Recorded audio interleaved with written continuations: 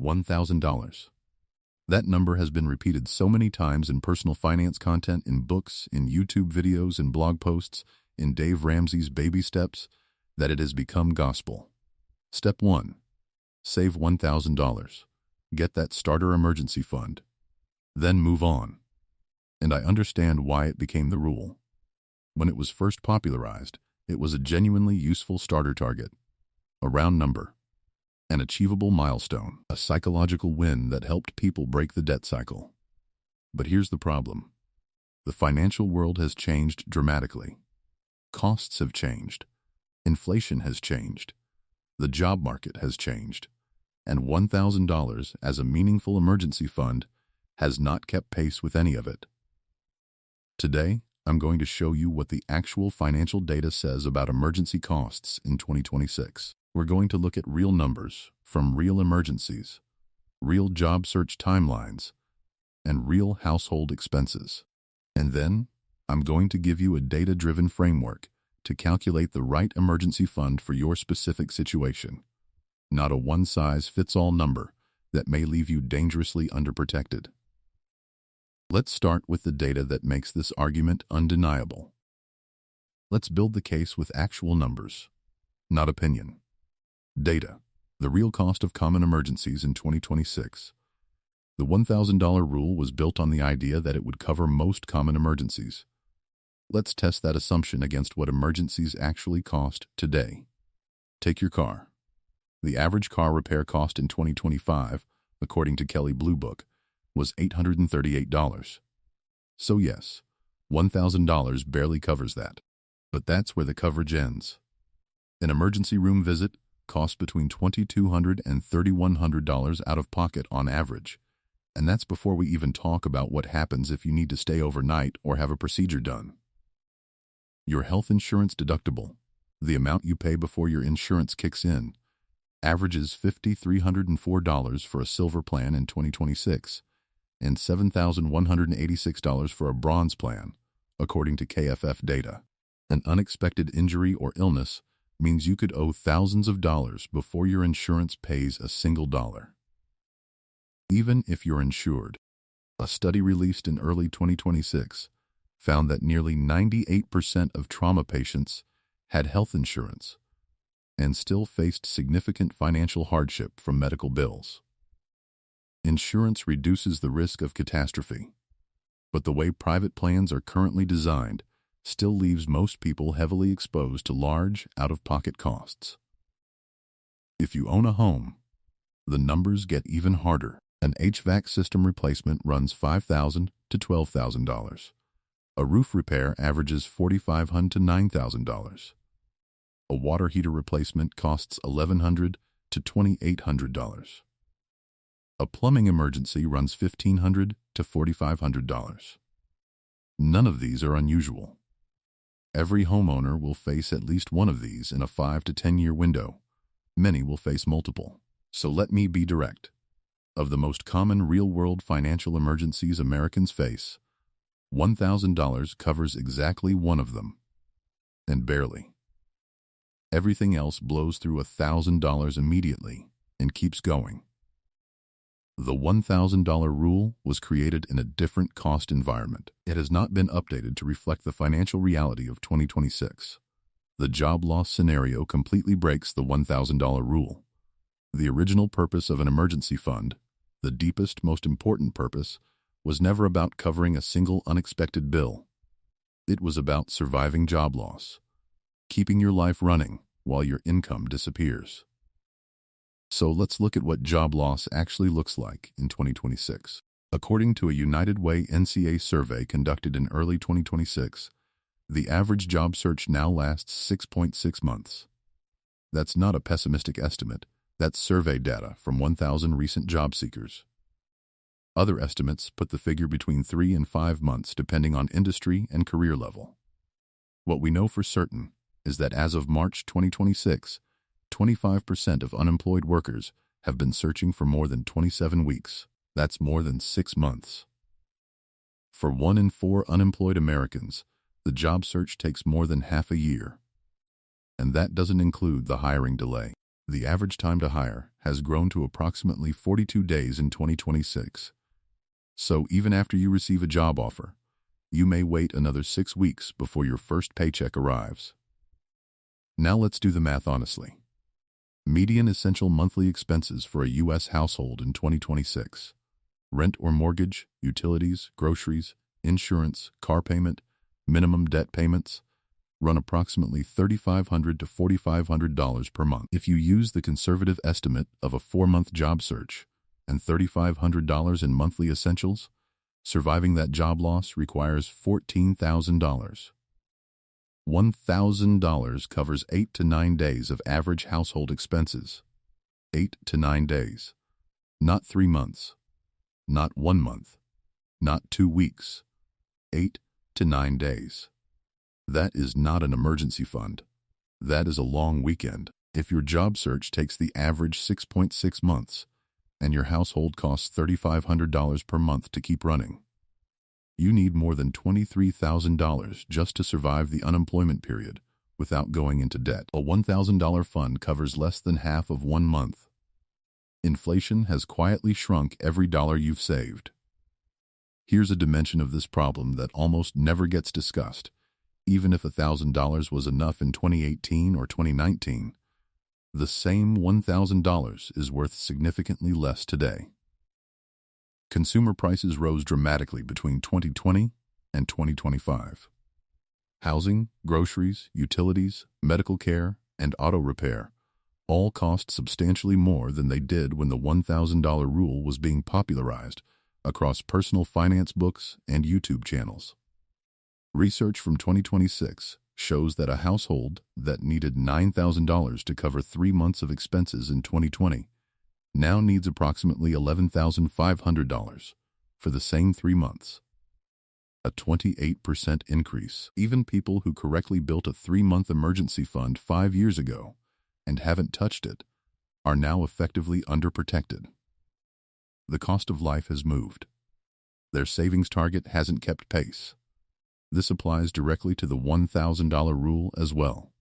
$1,000 in 2018 had more purchasing power than $1,000 in 2026. The rule has stayed static, while the cost of survival has climbed. The data shows Americans know $1,000 isn't enough. Here's the final piece of evidence. When you ask Americans directly what they think their emergency fund should be, nobody says $1,000. A U.S. News 2026 financial wellness survey asked Americans how much they would ideally have saved for emergencies. The median answer was $10,000. The average target was nearly $50,000. And yet, 43% of Americans in that same 2026 survey cannot cover a $1,000 emergency from savings.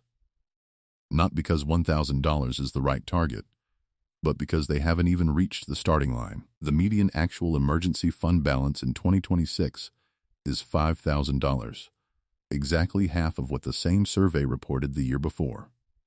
Emergency fund balances are shrinking, not growing, even as costs rise.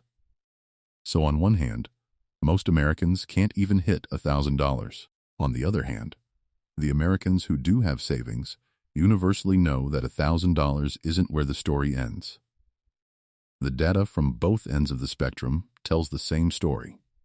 The $1,000 rule, as a final destination, doesn't match the financial reality we're living in. Now I want to be honest with you, because I'm not going to present a one-sided argument without acknowledging the strongest counterpoints.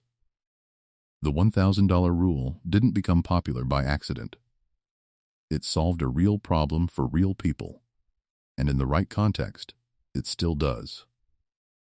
Why starting at $1,000 still makes sense. First, it's achievable. For someone who is overwhelmed by debt, living paycheck to paycheck, and has never saved anything, saving $1,000 is a concrete, winnable goal. The psychological power of hitting that first milestone is real and documented. People who reach $1,000 are far more likely to continue saving than people who are told to hit $15,000 or $20,000 from scratch. The entry point matters. Second, it does protect against the most common single-event emergency. The average car repair in 2025 was $838. If your transmission dies and you don't have $1,000, that's a credit card charge at 21% interest. If you do have $1,000, you absorb the hit and move on. For that specific common scenario, the $1,000 rule does exactly what it was designed to do. Third, the framework itself was never designed to stay at $1,000. Dave Ramsey's baby steps begin with $1,000. But baby step 3 is the full 3 to 6 month fund. The problem is not the framework. The problem is that millions of people treat the first step as the finish line and never continue the journey. Research from 2026 found that having at least $2,000 in emergency savings is associated with a 21% increase in overall financial well-being. Even modest increases beyond $1,000 create measurable positive outcomes. So the direction is right. The destination is just further than most people are told. Here is the nuanced truth. $1,000 is a valuable and necessary starting milestone. The problem is when it becomes the ending milestone. The data shows it is deeply insufficient for the emergencies that actually derail financial lives: job loss, medical crises, major home repairs.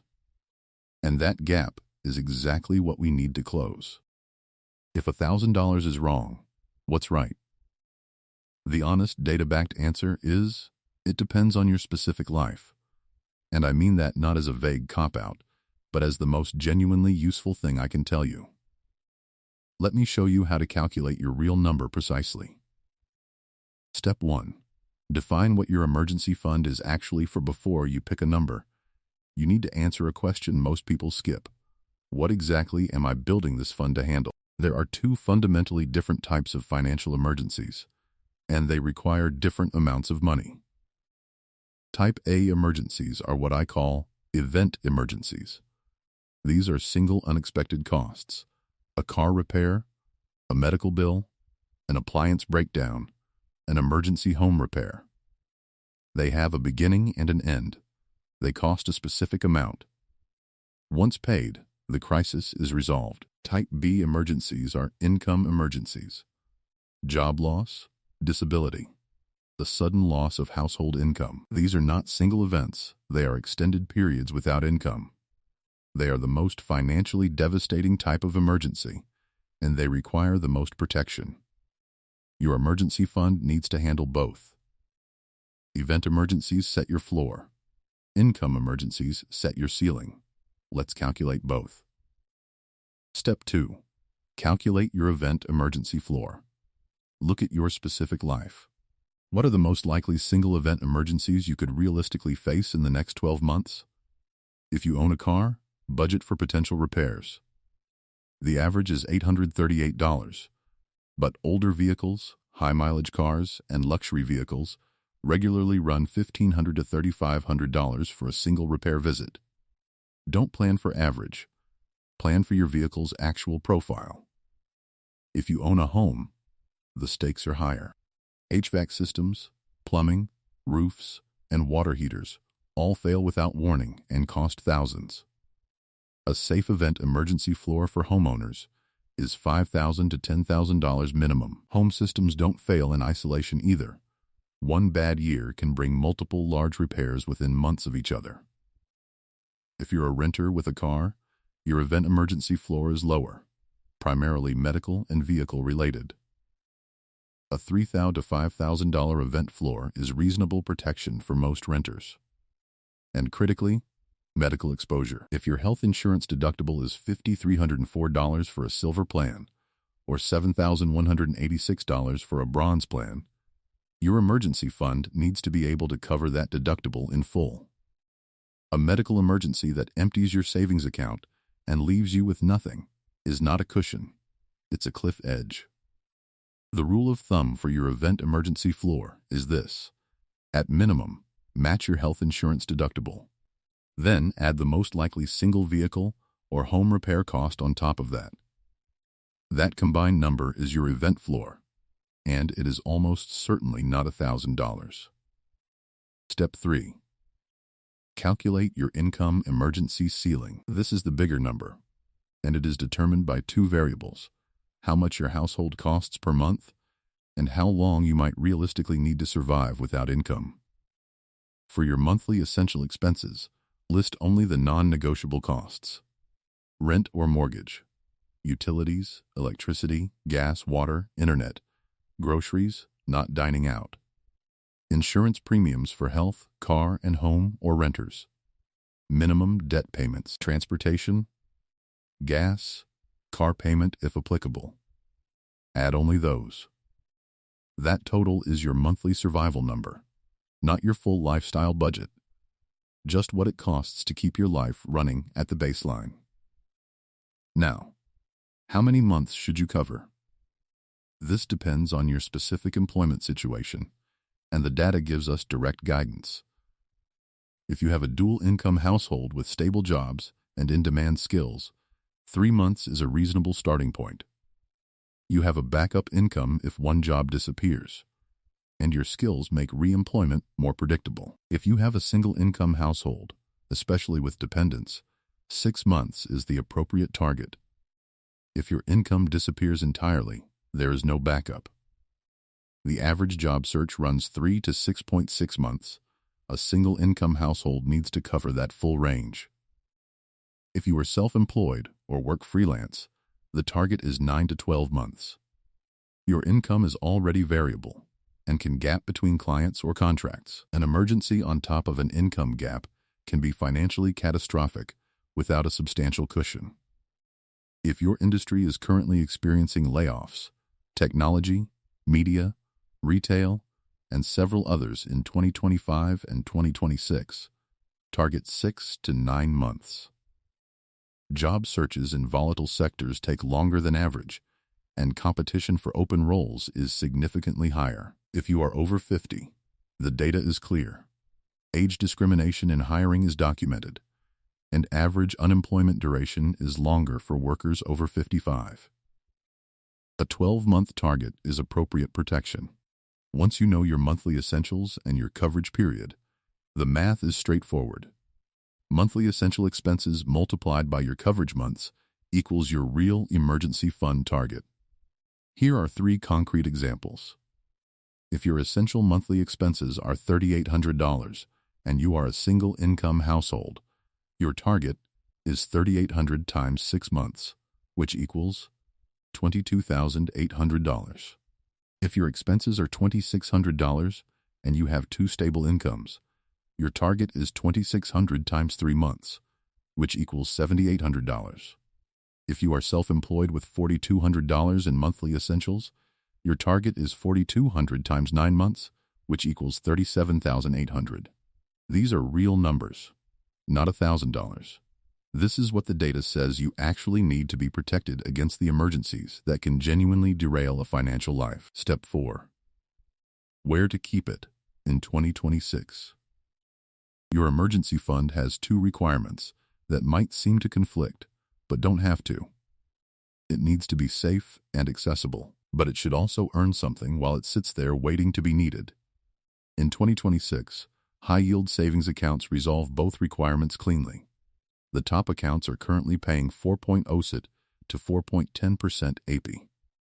The national average at traditional savings accounts is 0.39%. On a $15,000 emergency fund, a high-yield account earns approximately $600 per year.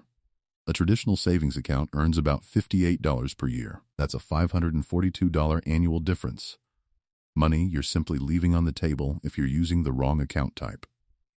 Open your emergency fund at a separate bank from your checking account. Keep it in that high-yield savings account where the money earns a solid return, remains fully accessible within 1 to 2 business days, and carries a slight friction of transfer that prevents casual dipping for non-emergencies. Do not invest your emergency fund in the stock market. Markets drop 30% or more periodically, and they tend to drop hardest during economic downturns, which are also the most likely times you might need to access this money. A $20,000 emergency fund that drops to $13,000 in a market crash right when you lose your job is not a safety net. The emergency fund is insurance. Keep it safe, liquid, and earning a real return through a high-yield savings account. I know what some of you are thinking right now. That target number is enormous. I can barely save $100 a month. How am I supposed to build $22,000? I hear you. But here's what I need you to understand. The size of your target doesn't change how you start. You start the same way regardless, one milestone at a time, using a system that makes progress automatic rather than dependent on willpower. Phase 1. Hit $1,000 first. Yes, even after everything I've said in this video, I still want you to start at $1,000. Because it is achievable. Because it does protect you from the most common single-event emergencies. And because the psychological momentum of hitting that first milestone makes everything that follows more likely to happen. Get to $1,000 first. Then, keep going. The problem was never starting at $1,000. The problem is stopping there. Phase 2. Build to 1 month of expenses. Once you hit $1,000, shift your focus to a full month of essential expenses. This is the first milestone that actually provides meaningful protection against the income emergencies we discussed. A sudden job loss gives you 30 days to breathe, plan, and act without panic. For most households, this is $2,500 to $4,500, achievable within a few months of intentional saving. Phase 3. Build to your full target systematically. After 1 month of coverage, set your full target using the framework from Step 3. Divide the remaining amount needed by the number of months you want to reach it in. That's your monthly contribution. Automate it. Schedule a transfer from your checking account to your high-yield savings account on the same day your paycheck arrives. Treat that transfer like a bill that cannot be skipped, not like discretionary money you save if something is left over. A few specific strategies to accelerate your progress. The average U.S. tax refund in 2025 was approximately $3,100. If you direct your refund entirely to your emergency fund, you can add 1 full month of coverage in a single transaction. Similarly, any unexpected income, a work bonus, overtime, a cash gift, should go directly into the emergency fund until you hit your target. Not spending money. Not investing money. Emergency fund first. Redirecting $200 per month from dining out and unused subscriptions adds $2,400 to your emergency fund per year. 1 intentional year of tighter spending builds a meaningful cushion. A consistent side income of $300 to $500 per month, dedicated entirely to the emergency fund, can build a full 6-month fund within 2 to 3 years at average household expense levels. Phase 4. Revisit your target every year. Your emergency fund target is not a number you calculate once and then ignore. Life changes. Expenses change. Inflation changes your purchasing power every year. Your employment situation changes. Review your target every January. Recalculate your monthly essential expenses. Reevaluate your job market risk and coverage period, and adjust the target accordingly. The same household that needed $18,000 for a 6-month fund in 2022 needs approximately $23,000 for the same coverage in 2026, a 28% increase driven entirely by inflation. If you built your emergency fund a few years ago and haven't revisited the target, your real protection has quietly shrunk. Update the number. Close the gap. Let me close with the complete picture. The $1,000 emergency fund rule is not wrong as a starting milestone. It is dangerously wrong as a finishing milestone. Real emergencies cost more than $1,000. Health insurance deductibles average $5,304 to $7,186. HVAC replacements run $5,000 to $12,000. A single medical event can cost more than 10 times your starter fund before insurance pays anything. Job loss takes far longer than most people expect. The average job search in 2026 runs 3 to 6.6 months. $1,000 covers 8 to 9 days of average household expenses. That gap is the difference between weathering an emergency and being buried by one. Inflation has eroded every emergency fund that hasn't been updated.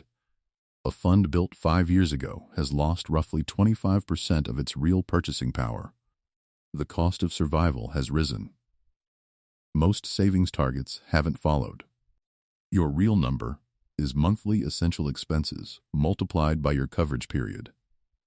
3 months for a dual-income household with stable employment. 6 months for a single-income household.